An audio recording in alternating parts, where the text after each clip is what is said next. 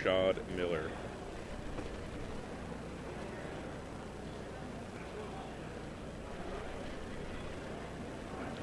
Welcome, sir. Hey, how you doing? I am having the time of my life. This is day 2 of Grand Prix Orlando. I know that because I have one of these medallions on. Because you have a medallion. Coverage here on GG's Live. Do you know who our match is for this round? We are going to have Jerry Thompson versus Javier Adorno. Oh. Just popped up? In progress. This match joined in progress. Doesn't look like they got too far. But there is a Geist to St. Truck to play, which means that maybe we don't have much more to watch. And there's a Geist and a Pike, which means we may not have more to watch in Game 1. Adorno playing those techie full art Zendikar lands. Gotta love those. And both these players have one loss. Yes. So they are 10-1. 10-1, so they're both doing very well. Haven't heard a lot from Javier Adorno, but today could be his breakout performance. Maybe this will be his first, maybe even top 8, and then we'll be hearing a lot more from him. The making of a new star, perhaps. Live on GG's Live. Live. More lives. I think I need more lives in the name. Live GG's Live. .live.com. .live. There you see Jerry Thompson. Congrats on the new hair. I guess he's been rocking the cloud for a while. I like it. I don't know. It feels a little too affected for me. Is it better than the hat? The Michael Jacobs style hat? Maybe a year and a half ago? Yeah. So you got to give him some props. He's doing something for his head. That indeed. So Geist of St. Truck's going to get equipped with the blade, and he's going to attack with a 4/4 friend. Counting it up. 1, 2, 3, 4, 5, 6. So that's 4, 5, it looks 6, like 10 to me. 9, 10. Do I count that right? Looks like 10 to me. It's over. Well, it was enough to make Javier not want to play anymore. So Jerry Thompson's going to win Game 1. Now, we talked about a lot of matches earlier where great players will take lost states and try to make wins out of them. Do you like Javier's? If I recall correctly, Javier didn't really have a lot of things on the board. He wouldn't learn anything from playing another turn because really all Jerry has to do is just turn his Geist sideways again, and see what happens. Right. Either the Geist gets you or the 4/4 gets you, and then the only thing he's doing is possibly, I don't know, just save some time. Especially if you think that the game could go long. Right. Sometimes it's okay to just scoop. All right, going to Game 2. Yeah. I think at some point our cracks. Oh, they already have. Crack staff. Nope. I think that may be last round. That's the last round. Let's get our crack staff on. Crack staff on the way. Rashad Miller, of course, being our crack production staff. We'll take a look at the sideboards. See what kind of plan Jerry Thompson and Javier will have going into Game 2. The ramp deck obviously being on the play. Efficient crack staff. I got lucky.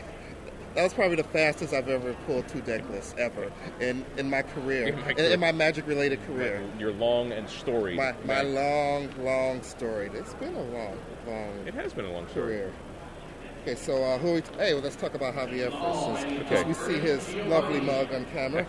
Autumn's Veil 3 times. A couple of Ancient Grudges. Is probably going to bring those in. Sword and Feast and Famine for 2. And then one of Thrun, Acidic Slime, Garruk, Batterskull, Viridian Corruptor, Beast Within, Tree of Redemption, and Ratchet Bomb. What do you think we're going to see out of him? Well, in this matchup, he's probably going to want to get rid of, any equipment. So right. Ancient Grudge, maybe even the Acidic Slime, because it can also target like Moreland Haunts that I think are. And he has one. Jerry has one Moreland Haunt, so something that gives him a little bit of flexibility in what he targets. Maybe even a Beast Within, but probably not necessary because he doesn't need to go that hardcore into trying to get rid of the swords. The Thrun's going to come in because it's uncounterable, and it's a problem. Even I don't think there's even a card in Jerry's deck other than a Phantasmal Image that can get rid of it. Yeah, I don't see anything else. It's just Phantasmal Image. That's his only out to a Thrun. That and just, I guess, blocking it. Blocking it for a while. But looks like he's got some options. Looks like Javier has some options in this, at least sideboard-wise.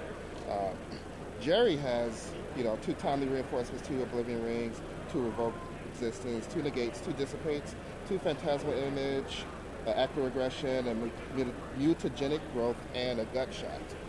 Now, looks like his sideboard is really counter spell heavy. I don't know that he's going to bring any of that in, but Phantasmal Image, if he thinks he has to deal with the Thrun, or to even copy a Titan, because there's 8 Titans over here in Hobby. Right. We talked earlier throughout the weekend about the value of copy things being that they're less expensive than the things that they're copying. So Javier can ramp up into something big. Jerry can do what he wants to do, what his deck normally does, and copy the big thing without expending a lot of resources. Exactly, and a lot of these creatures all have enter the battlefield abilities, so it becomes a 2-mana tutor for my Moreland Haunt and an Inkmoth Nexus, or 2-mana kill, deal 3 damage to your creatures. It's more than just a cheap 6/6. Right. I mean, cheap 6/6s are good. Those guys are awesome. Cheap 6/6s are good. That tutor up stuff are even better. Probably he's going to bring in an Active Aggression too, just to, it's always nice to take an Inferno Titan and attack with it. Right. Sitting here observing from the top, I'm really hoping that Jerry Thompson is playing checklist cards with his Delver of Secrets. Well, he might. Since from our view, we can definitely see the backs of his cards. I could see Magic. Well, I could see the outlines of, the Magic the Gathering logo. Jerry's a smart man. He's been playing a lot of Standard. I'm sure this would not be the first time he's run into, the situation where his sleeves aren't completely opaque. Right. He's going into the tank pretty early here on his one land. Maybe that means his hand is a little bit weaker than he'd like it to be, or he has all the options in the world. Although he is facing down a ramp deck that's on 3 mana already. So he's probably, saying, whoa, I don't have as much time as I thought I would. Right. He's on a draw. The ramp deck went turn 2 ramp spell.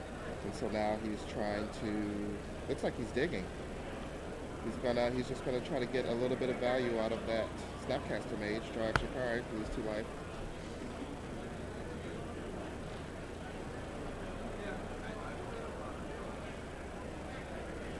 So Keswick Wolf Run comes down for Javier. Now he's a little bit in the tank. Didn't even have to Titan for it. Sometimes you just draw it, and then you get to get regular land with your Titans. Right. Or another Keswick Wolf Run. If you were playing this weekend, what would you be playing? Something with green spells. I don't think that deck is actually out there, a mono green deck. The mono green deck? I'd be playing that mono green deck everyone's talking about. Okay. You mean you haven't heard of it? No. Well. Guess I haven't been listening well enough. Maybe you should pay a little bit more attention. Right. Actually, don't know. I like the Delver decks. Delver decks are kind of cool, but I'm historically a person who won't play the deck that everyone's playing. Right. Snapcaster Mage. Players in $1,000 deal. If both you and the person that's a Galvanic Blast, which is going to get quote-unquote countered by growth. This is old school Magic. We are playing giant growths in response to shocks. Yep. This is, I feel right at home. Except I would have had to pay a green mana for my right. And we really want the Snapcaster Seems Mage like a dead. pretty furious battle over that Snapcaster Mage. That guy is done. Instead of the Geist. Well, I mean, we can't get rid of that guy anyway. One-on-one. We can globally get rid of him with the rest of the cards, let's say a Slagstorm. But those Galvanic Blasts were either just going to target Jerry, or something similar to a Snapcast. Right.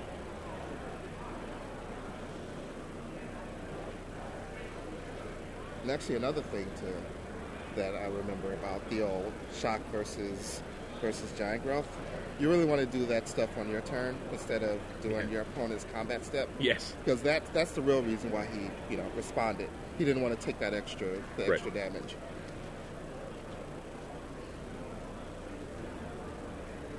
So Jataxian Probe is going to see what's left, and it looks like we got a Green Sun Zenith, a Mountain, and an Inferno Titan. So one more, that Mountain is going to let him play Inferno Titan. So does Jerry have an Aster in his hand? Well, he's still probing. Just drew a Dissipate. That'll deal with that Inferno Titan. Now, I don't know if Jerry has a fourth land. He hasn't played a land yet. Looks like he wants to ponder into a land and play it. I don't see a land in his hand, so now he's wondering if it's worth the risk.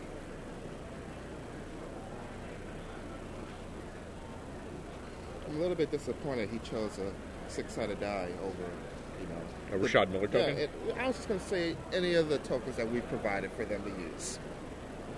Be it a Rashad Miller token or not. Now, the Rashad Miller tokens have different hats. Can I collect the whole set? They're currently only 2 hats. I know, it's disappointing. It's been a busy year for me. I'm working on it. Get other people working on it. Well, let's see, Jerry is going for the Ponder. I didn't see the 3 cards, but I'm assuming there wasn't a land. No, he's giving a very, very thorough shuffle. I believe he wants to draw a land so that he can dissipate Inferno Titan. Do you like the gamble here? I think it's worth the gamble because normally those next 3 cards should be land, and if they're not, then you're stuck on 3 anyway. Right. That's the thing.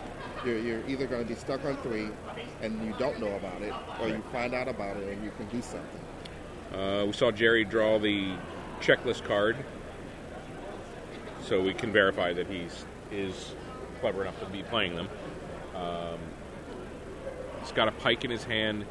He's severely short on land. Javier is obviously thinking about whether or not he wants to run the Titan out there into a mana leak. Exactly. And if he's worried about mana leak, he always has the option of I guess a Green Sun Zenith for X equals 2 isn't that exciting. It would just wrap him up a mana. Yeah. It's something to do instead of passing a turn. He also has a Solemn Simulacrum. That's something he'd probably rather run into. Attention players in the sealed event. If you are still marking down cards on your list, please raise your hand. Or if he really wants to, he can play the Solemn, get a land, still play the Green Sun Zenith for 1, go get a Birds, and then he's out of mana leak range. This is correct. If he draws a land. Okay, so it looks like Jerry did have mana leak. He did have the mana leak, so it didn't matter. He didn't need that Dissipate. Well, that turns the tempo of the game significantly in Jerry Thompson's favor. Especially we know he has that Dissipate for the Inferno Titan. So all he has to do is just sit back. He can even let Inferno Titan resolve and then copy it with Phantasmal Image, which he drew this turn, and just win the game. That would be very cute. That would be the pro play. That would be the pro play. Just win the game right there. So Javier down to 8. Of course, in Javier's position, it doesn't matter what Jerry has now. He has to go for it. Right. He has to commit something to the board. He can't not play either of those spells. He has to play one of them. I see a lot of less experienced players not play cards because their opponents. Well, my opponents might have counterspells. Well, but you have to draw the counterspells out so that you can cast stuff later. Just sitting and letting them pile up more counterspells isn't a good idea. I mean, I think there are 2 ways to play against counter spells, especially things like Mana Leak. Right. You can wait until you can play around it, or you could just run your threats into them, and you have to pick which one is right for the situation. Right.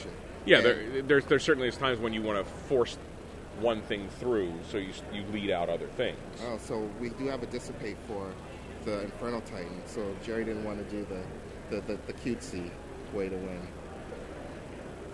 Attention players to the seal. That is time and He's going to do it that way. If you are not This does it your too. hand. The pike has a little less style. Judges, please find those players and All right, so assist them. congratulations to Jerry Thompson. He moves on to 11-1. He is He's on the road. He's on the road. He is on track to make a top 8 at this Grand Prix. Are we gonna chat with him? I think we wanted to get him in here even last round. But maybe now. So perhaps our crack staff can. Crack staff can go get Jerry Thompson, maybe? Looks like our crack staff is going to get Jerry Thompson. I saw a nod from the crack staff to see if the crack staff also has the names changed when the graphic goes back to us. Right. You should have the deck registered by the person sitting across I'm not from you. supposed to make fun of the crack staff for changing the graphics. Hey, look at that. It's almost right. And there we are. We're sort of here. We're bigger than we were before. It's the remix of the GG's Live. Beautiful. A mashup, if you will. Yeah, exactly. It's like Kanye West got